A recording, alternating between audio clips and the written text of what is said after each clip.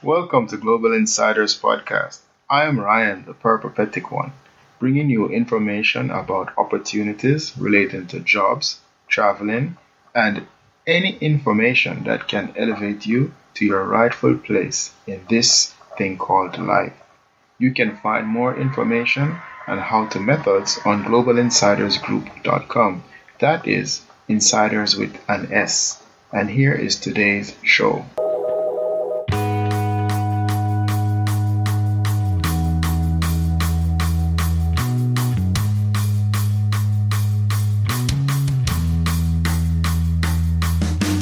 Hello, insiders. Today I will be interviewing two wonderful people who I've gotten to know over the past several months, and they'll be talking about their practitioner. In fact, they're Reiki practitioners. And based on how they spoke when we did the interview, I became curious about Reiki. And I actually tried it this past weekend. And it was very interesting, just like how they describe it in the show. That's exactly how they practice it. And it's therapeutic, actually. It was a very therapeutic experience and something I may try again in the future. So please enjoy the show. And if you do decide that you want to try, feel free to try with my guests. Get ready to enjoy and learn. I hope you're excited as I am. And I have Lena and Muniqui. They are an entrepreneurial couple who are living in Japan, and I'm sure we will all learn a lot from their experience. So continue doing what you are, and welcome to the show, guys. Thank you. We're glad to be here. Yes. Thanks for having us. Yes. Please introduce yourself to the insiders. My name is Muniqui Muhammad. I'm a professional Reiki practitioner and English teacher living in Japan. I'm Lena Takahashi. I'm originally from Ukraine. I live in Japan already for 16 years. I love it here. Okay, excellent. So, just not to go too deep into this, but how did you guys meet? In Japan or outside of Japan? Well, we were both in Japan. I've been in Japan for 21 years, but before that, a few years ago, there was some friends had a gathering, getting together, and I was actually getting ready to leave. And at that point, a mutual friend was coming in, and she was bringing Lena. And so we met at the door. Hey, how you doing? And so it was a very interesting reason why Lena was even coming to the party. I'll let her tell that. Nice. Yeah, I was just out of the hospital. I broke my wrist and had a surgery. So I had big cast on my arm from fingertips up to the shoulder. So he was like, okay, what's wrong with you? Yes. And so that's how we met. And then she found me on Facebook, and we just started talking back and forth, and just found we had a lot of mutual, similar ideas and interests. So we just kept talking. Okay, excellent. Well, I'm happy you guys are here now with me. So, was it always a dream to move to Japan? Well, for me, it wasn't. I actually was studying Spanish in the university, and I took a Japanese class in 1995, found it interesting, got back to the US, and suddenly I discovered my interest in Spanish started to decline. Japanese suddenly started growing, and so I took more classes, found out about the JET program, the Japan Exchange and Teaching Program, applied, and eventually got it. And once I got to Japan, it just felt like I was supposed to be here. Explain that. What about it made you feel that way? Well, because it just felt like I had work to do here. And, okay, nice. And the work that I was doing here in Japan would eventually help people back home in my home country of the US. So there were things that I am in Japan to learn to help people back in my home country of the US and Japan. So as long as I got things to learn and do, I'm here to learn and grow and thrive.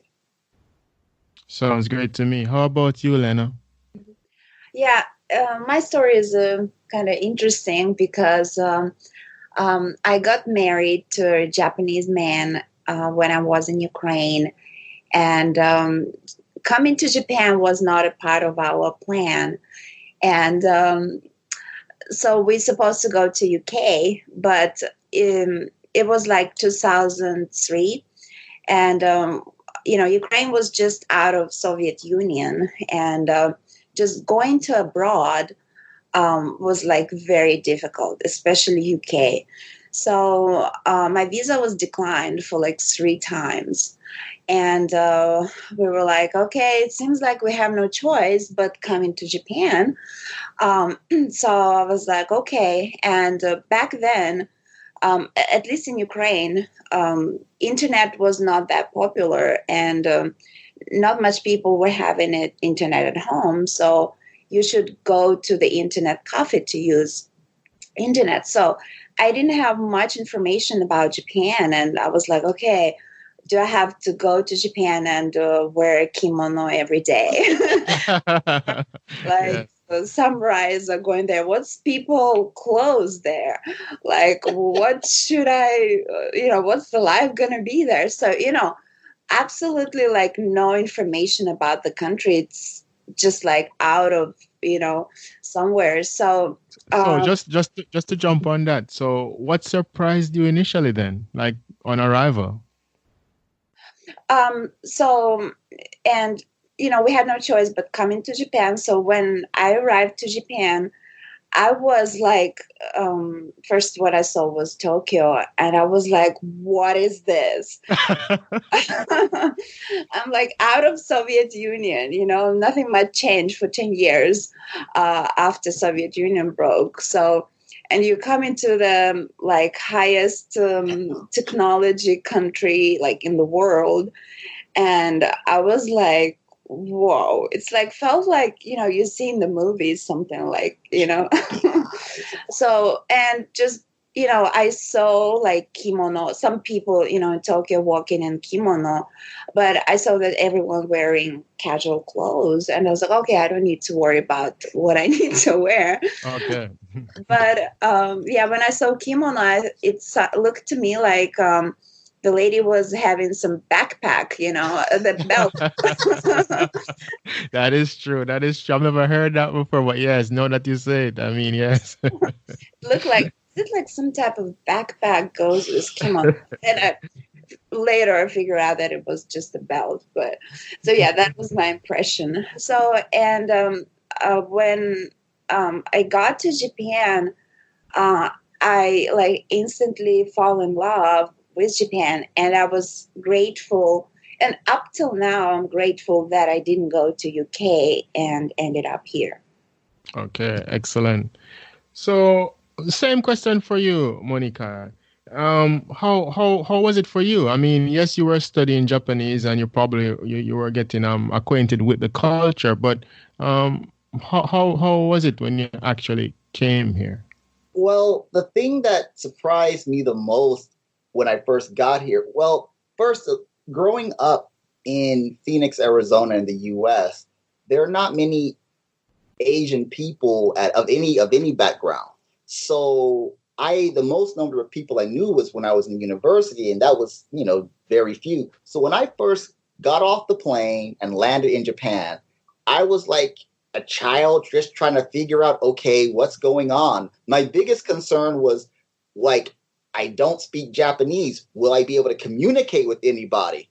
But when I got to the Tokyo and I saw all the signs that had, the street name in both Japanese and English underneath it, and like I saw English on T-shirts, I was like, oh, wow, this is amazing. I don't really have to worry. So, and then I went to Roppongi, went to a few clubs, and I saw a very international crowd. I saw Japanese hanging out with people of different backgrounds. I was like, oh, they actually like know about people. And so, and I'm being honest, I didn't know that Japanese people interacted with non-Japanese people at that time. So I was like, that was new for me. And I even called home and told him, hey, they actually know about, Black people in Japan.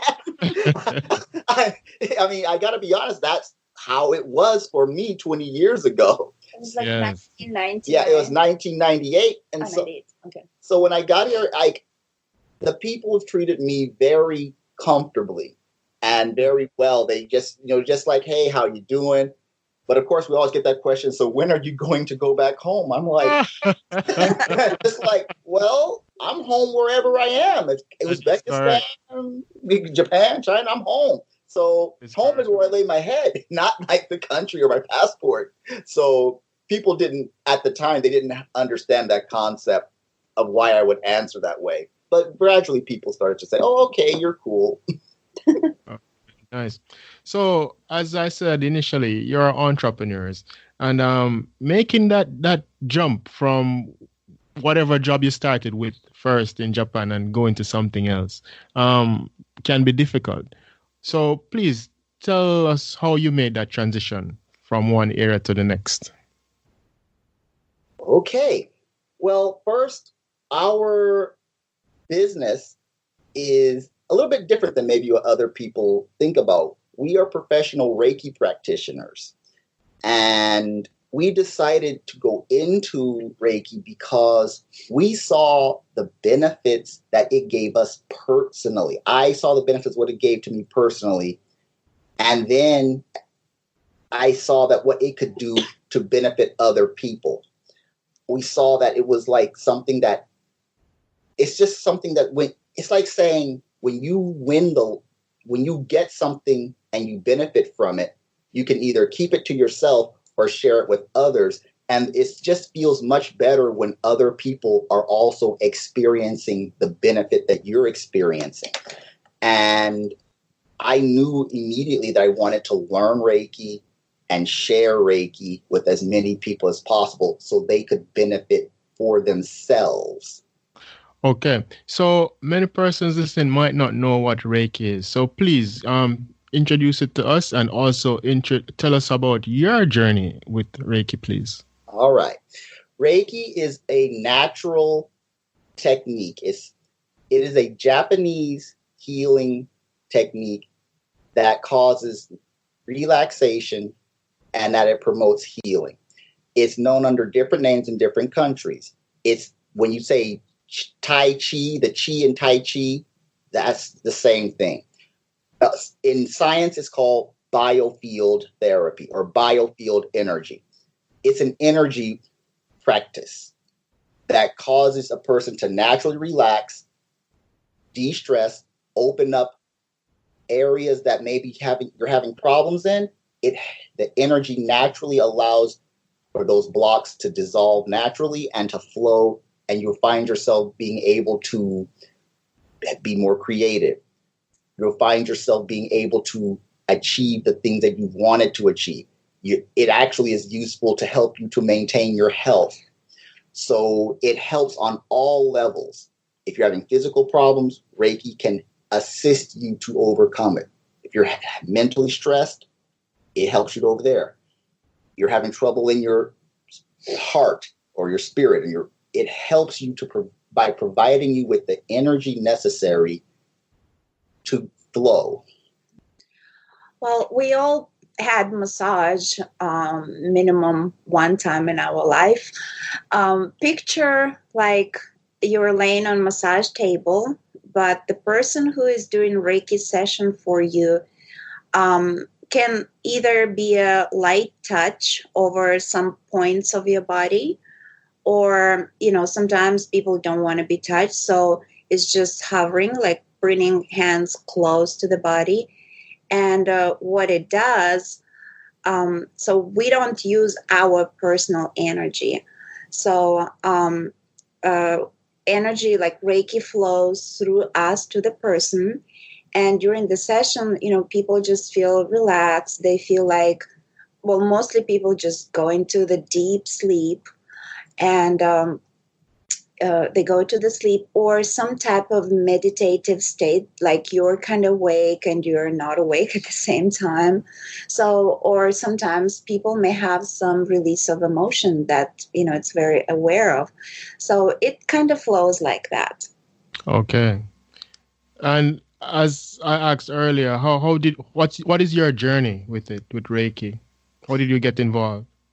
Well, while I was in Japan at one point, like many years ago, over 10 years ago, I was in a bookstore looking for Japanese cultural items. And I just happened upon a book called The Original Reiki Handbook. And I just pulled it off the shelf, looked at it, and I flipped through a few pages.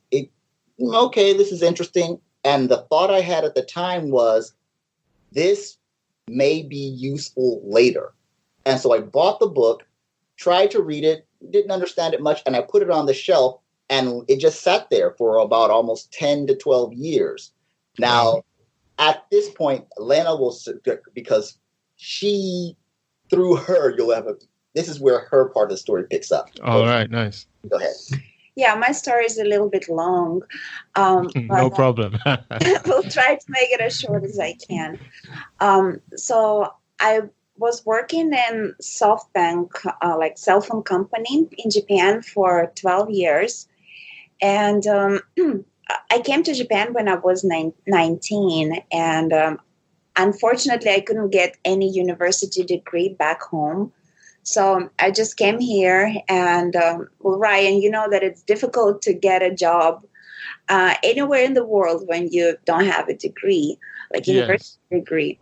So, but I was fortunate enough to be accepted in the company because they more valued like your skills, your people skills to work. You have to work with Japanese people, explaining them contracts and, helping them with their phones, etc. So, and at one point I realized, I came to the point of my life that, okay, as a foreigner, it seems like I got as far as I could get in this company. Yeah, okay. So I'm kind of, everything is stable. I have my home. I live in Japan. But, like, what's next? But maybe like all of us, we sometimes, just don't know what's next. And it's just like, I felt like I had a wall in front of me and I stopped like seeing anything further. So, and I was like thinking like, what to do? And I had some like shoulder pain, and my friend recommended me to try EFT. EFT is emotional freedom technique. So I've done a few sessions with that. And we started to work kind of on my shoulder. And I was like, why is this guy asking about my childhood and, all kind of things? It's nothing to do with this. But I was like, okay. What we found out is that there was some type of like belief sit in my head, some like repetitive thought that I was telling to myself. You have no degree and no one will accept you a part of this company, and you have to stay here till the rest of your life. That's it, So yes. And maybe like all of us many of us in Japan, may feel that way. There's not much options sometimes. So, and we worked on that, like getting rid of that thought, and emotionally, like just going through that, because a lot of things were connecting to that. I would finish session just emotionally drained and having a puddle of tears on the floor. Yes. I was like, wow. And Muniqui had to help me walk me to the bed. So it was like really emotionally draining, but it helped some doors to see, like for me to be able to see the possibility of being a business owner. And eventually, with my company, I went to India just for the company trip. And I went there, and I came back a little bit like, not like myself. I don't know how to describe it, but have you ever had, like, you feel something wrong with you, but you go to the doctors and they can't find anything wrong with you? That was my case. Okay. And my friend said, why don't you try Reiki? So I tried Reiki. The lady came to me, had session with me, and it's kind of like released everything what I had in my physical body. And it's just like cleared me from a lot of like thoughts, emotions, maybe some like attachments. It's sort of like just a lot of things. And on that day, I started, like Reiki started to guide me. So when you clear of, all kind of maybe stress or all kind of things, you're able to hear the guidance that universe provides you clear. And some people able to really hear it. Some people just like having those, like aha moment, like, why I haven't thought about it before. Yes.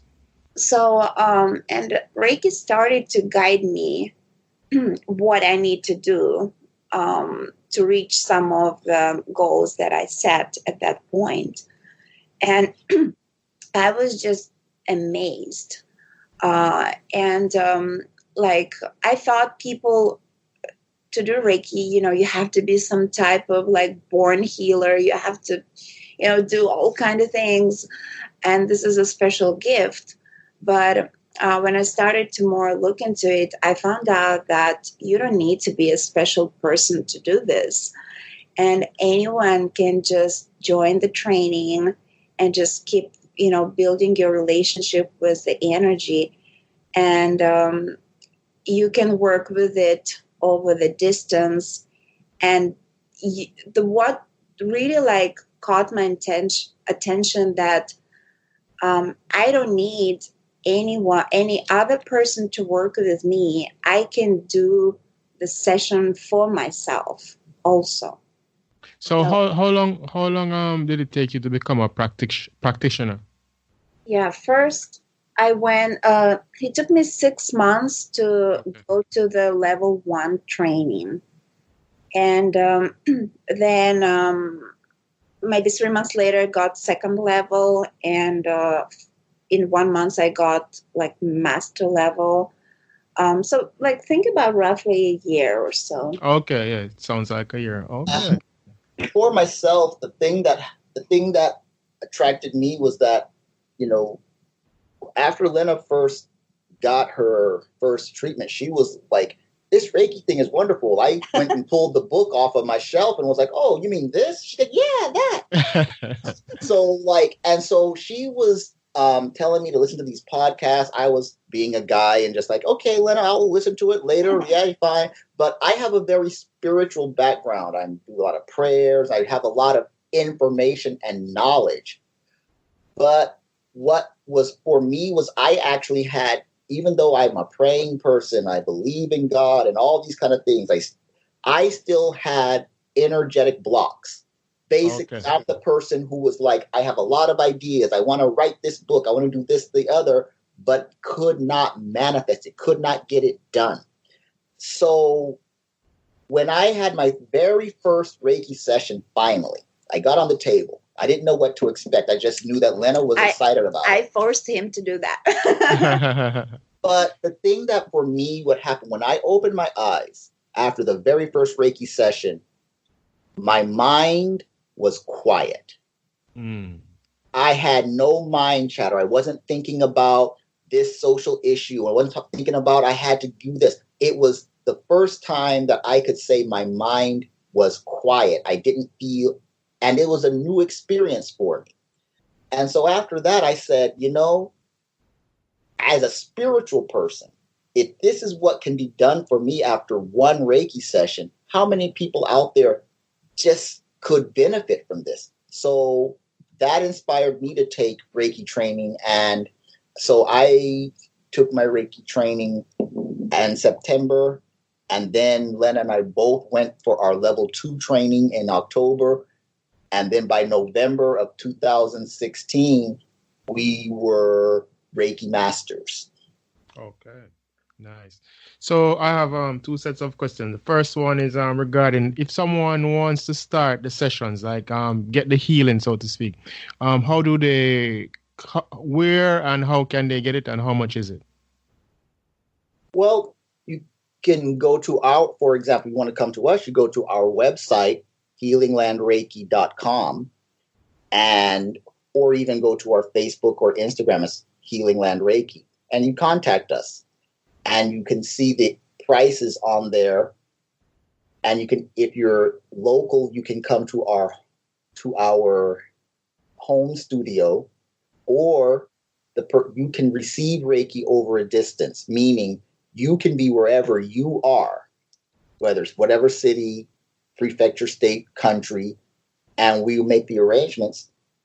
And you can have the Reiki session. You're in the privacy of wherever you are, and we will be able to send you the Reiki energy, and you will get a Reiki session. Yeah, so we run, sometimes we run campaigns and some special offers to make it more accessible for everyone. So the Reiki sessions, if you come to our home, the Reiki place, it cost approximately 10,000 yen, which is approximately $100 or so. Yes. Sometimes we run campaign for people who don't know nothing about Reiki, and they just want to see what it is. We sometimes may run campaign. It could be half price, $50 or so. We also, at this moment, we run a subscription that you you can also receive Reiki over the distance. It costs the same as in-person session, and they actually work as same as if you would come here. The in-person sessions and the distance sessions, you get the exact same benefit. Think of it like getting a massage, and the person's never even in the room with you doing it, and you're like, wow, this actually works. Yes, it actually works. Yeah, and so at this moment we run a subscription. So basically, people can get 2 sessions for $95, and it's important, that they continue with their sessions. So we kind of do it for half price for people who will subscribe. $95 for 2 sessions over the distance, or the single session costs the same. Okay, excellent. Thank you. What about training? Where do people go to be trained to be Reiki practitioners? Well, the way to get your training is to find a Reiki master. As for example, Lena and myself, we teach people how to become Reiki practitioners. And that is the same way with anything else. You find a Reiki master who you feel comfortable with, and you sign up for their class. Some classes, there are different practitioners with different styles. We teach according to the International Center for Reiki Training, which is a very professional organization, guidelines and structures, manuals. And so the training that we offer is, and not to blow our horn or toot our whistle, it's very professional, organized, and structured. You're going to get taught Reiki. Some people may teach 1-hour classes. Some people teach 2-hour classes. We teach it's an 8 hours that gives you thorough information. So when you leave us, you are equipped with knowledge and information to be a professional practitioner. Yeah, let me add to this. Because we are in Japan, so we're teaching Japanese people Reiki is a Japanese technique, so we're teaching it to Japanese people in Japanese. Because of our language skills, I also can teach in Russian, and Muniqui can teach in Spanish, and of course English. So our aim in Japan, so to spread Reiki for Japanese people, so as to the foreigners also, who, many people wants to come to Japan. It's, same as if you want to learn yoga, you go to India. So same as many foreigners, they want to come to Japan to learn Reiki. So, so we're more than happy to provide that services for foreigners also. So, we're based in Sendai. So we teach our classes in Sendai. And also Reiki was found on Mount Krama, which is Kyoto. And many people want to have training there. So we sometimes provide trainings on Mount Krama. And for someone who is just new to Reiki, they need just 2 days to attend level 1 class and level 2. Then if they want to go further, they need 6 months of practicing what they learned on level 1 and 2. And then 6 months later, they come for 3-day class to become Reiki masters. Okay, sounds excellent. Mm-hmm. So you are doing a great service, in healing the world, but it is a business. What challenges do startups in Japan face from your experience? For us, what we're facing is that there's a lack of knowledge about Reiki in Japan. Now, this is going to sound unusual because Reiki, as we stated earlier, there's many energy practices in other places under different names. The most popular name that's known today is the Japanese one, Reiki. The ironic thing is, because of the history of Reiki, Reiki is actually not known among Japanese people. More non-Japanese people are knowledgeable about and practice Reiki throughout the world than Japanese people in Japan. Now, there are Japanese Reiki practitioners, but one of the things that we are encountering, so we have to actually introduce people to the concept of it and help them to just get familiar with it. So I know that sounds different. So we have to, where we are, introduce people and help them to know what Reiki is and how it can benefit them. Whereas someone who I just actually taught in the USA, she has many people contacting her and getting sessions.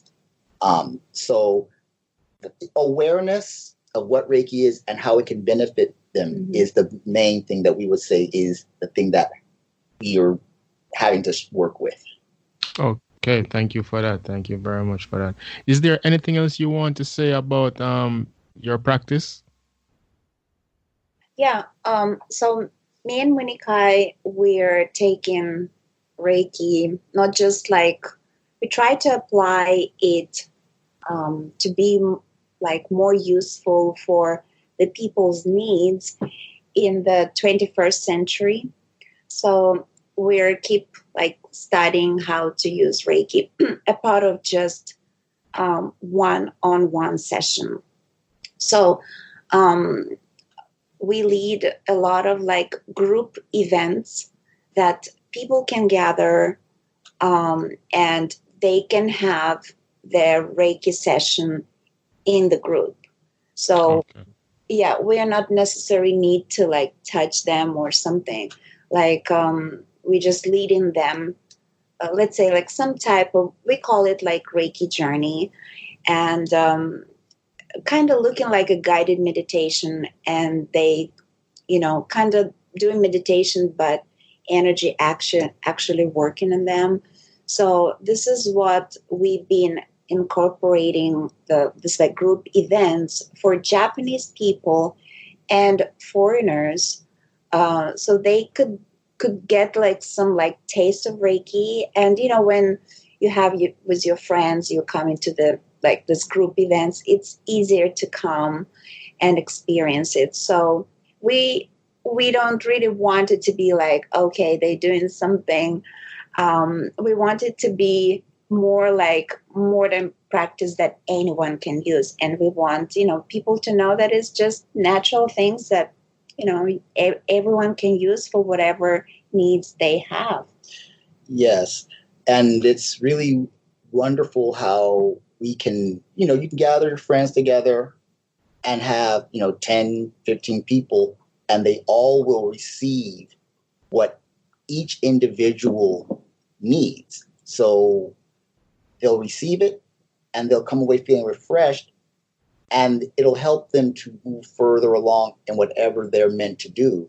And we really enjoy doing that. So do you have packages? Is that what you just said? You have packages for those groups that come in, or each person, they'll pay their separate prices? Yeah, we sometimes just set the events, and then whoever see the information, they come and join and pay separately. When we've been, it can be, depends on location and everything. It can be from 3,000 yen to up to 5,000 yen. And we sometimes, we've been also invited to the, let's say, corporates or something. So then, depends on the people. We just negotiate price on this. Okay. Whatever, people's need. And those events, let's say, we just stepped into 2020. So we usually provide healing, group healing session. And it's also followed with the ceremony, whatever people want to let go and bring into the new year. So, kind of like ceremony, Reiki group session kind of things. Understood very clearly. Okay, so we're almost at the end, but before we go, do you have any tips for persons who want to start their own business in Japan? If there's one tip or two that you have, what mindset should they have if they decide to do this? Have a definite understanding of your purpose. What you want to start a business. Why do you want to start it? Who is going to benefit from it? What is your goal? Set your vision, and then study people who have already done what you want to do, or who at least have a similar idea, and learn the techniques of success, how to do it, because there are certain techniques that are necessary. But the main thing is answer the question is, what need does your business serve? How will this fulfill a need? Okay, excellent. And I will add to that, and I'll blow your horn for you. And if you're too confused, definitely book a Reiki session. Thank you. Yeah, can I also add that, before I got to Reiki, and I was, studying the power of intention, and and naturally I just came up to the doing vision boards, and I really, really can say that vision board work.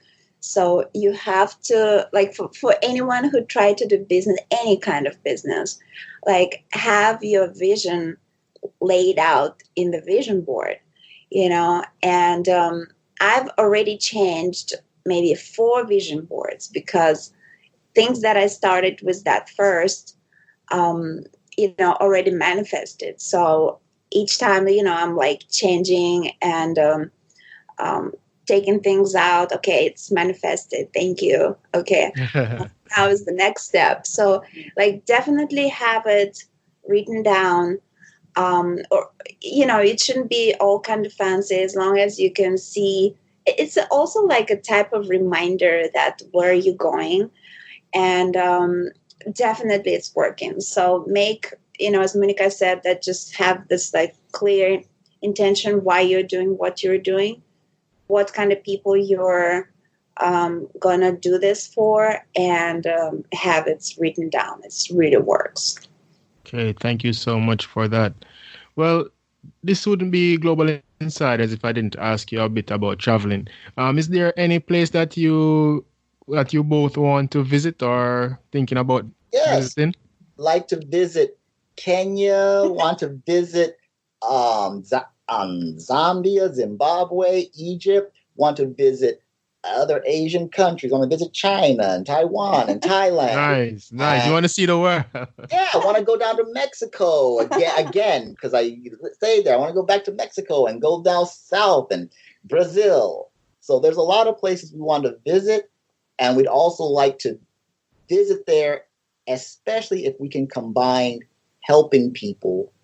So it's not just visit for visit. Yes. We want to visit there and also see what we can do to contribute to the wellness of the world. That is what we're about. That's what Healing Land Reiki. That's why it's called Healing Land Reiki is the name of our business. Love it. Yeah. How about you, Lena? Yeah. Before we started our business, you just go and just hang out in the country. But now, like, when we go somewhere, we're first like searching what's the like healing community there, what's the Reiki community there, are there some interesting people there?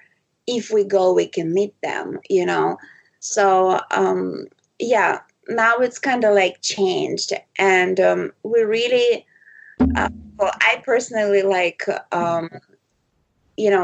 one of my intentions is bringing Reiki outside of Japan. As the people who live in Japan would like to take this and share our like classes with, some people who are really far away from it. Let's say people in Africa, or, so I really like Africa. Always was, my place to go. I haven't been there yet. Neither have I. Well, I think you guys are claiming it for this year. Yeah. So Africa.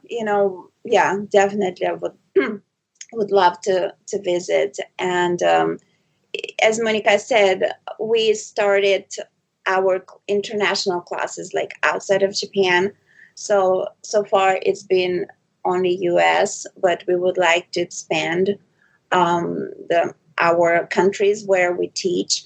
So, if anyone interested, we're welcome to, to go there and see, what we can do. If you are interested in having Reiki taught in your country, you can contact us and let's make arrangements for us to visit. And Excellent. Visit and teach and share and spread this wonderful, helpful practice. Excellent. I like that. So the last bit of business is this. I'm going to do a rapid fire section. So you give me your answer and you go. You can decide who goes first, but I need both of you to answer the questions. Okay, so the first one is travel. What comes to mind? So mine is wonderful people in wonderful places. When I think about travel, it's just like peace. Okay, nice. Future. Reiki Center based in Sendai and Healing Land Reiki branches all over Japan and beyond. Excellent. Reiki Healing Sanctuary in Japan. Nice. Life. Is good. Is wonderful. Excellent. Great. And the last one is Instagram. Healing Land Reiki. That's what I think of when I think of Instagram. Healing Land Reiki. Good. Yes, Healing Land Reiki, English side and Japanese side. We have both for the Okay. audience. Great. Okay, well, you gave your contacts earlier, but please let's go one more time. What are your contacts? How can people get in touch with you? So our website is all one word, healinglandreiki.com. And our Facebook and Instagram is also just Healing Land Reiki, on both of them. And our Twitter is, if you just type in Healing Land Reiki, will come up. But for those who are very Twitter savvy, it's @Reiki_land. So Okay. we're on all three of the platforms, and we have our website.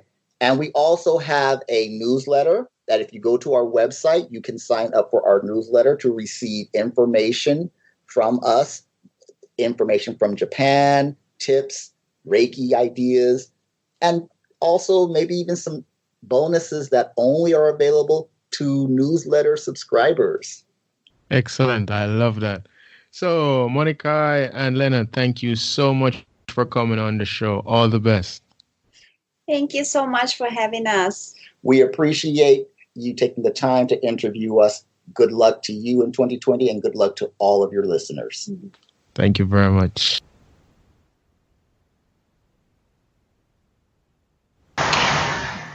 Thanks for listening today. I hope you are inspired. You can find more helpful and motivational material at globalinsidersgroup.com. That is, insiders with an S. You can also keep in touch at Global Insiders on Instagram. See you next time, but remember, you can be your own superhero. Bye.